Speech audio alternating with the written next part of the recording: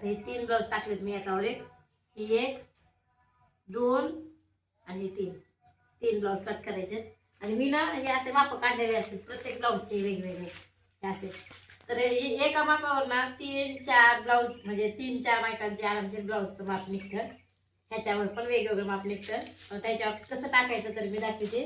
आणि ही कटोऱ्या काढलेल्या असतात हे वेगळं. ही मोठ्या साईजची कटोरी आणि ही छोट्या साईजची कटोरी आहे. तर आता आपल्याला ह्या ब्लाऊजचं माप टाकायचं आहे. आता ह्याचं माप तर मी काढलेलं नाही, पण ही जी आहे तर ह्याच्यावरच काढायचं आता माप. मी दाखवते आता कसं माप काढायचं.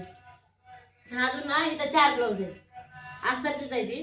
ही 4 पण मला आता कट करायचं. हे 3 झाल्याच्या नंतर मग ही 4 कट करणार आहे.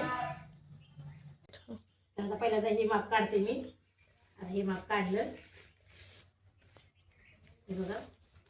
तर आता हे माप कितीच आहे ते पण मोजून घेते मी अगोदर.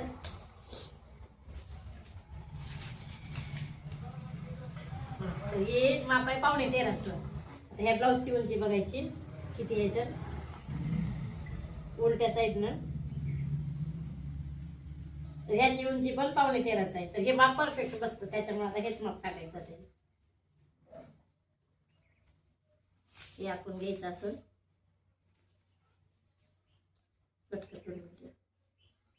करून ठेवलेलं असं, त्यामुळे ना मग कट करताना म्हणजे माप टाकताना थोडी परेशानी येते, नाहीतर बाकी काही नाही.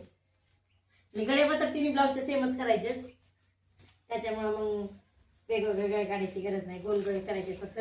आणि आता ना गोल गळ्याची जास्त फॅशन निघाली. आता डिझाईन पण करतात बरेच जण, पण जास्त करून तर फॅशन गोलचीच निघाली आता. जास्त करून तर बायका गोलच गळे सांगतात. आणि मी असं डिझाईन वगैरे मनानं कधी करत नाही, गिरायकानं सांगितलं तरच. मग तर ते लहान साईजची कटोरी, लहान साईजचीच म्हणजे 36 साईज पासून 40 पर्यंत ही कटोरी जमते. तर आता ही कटोरी टाकून घेते मी.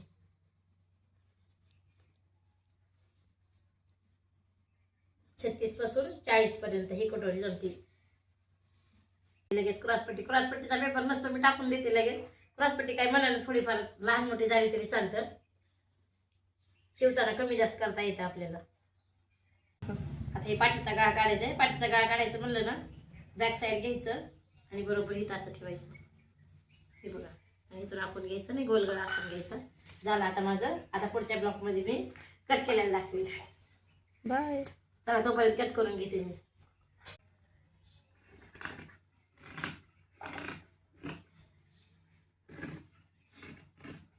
झालं आता.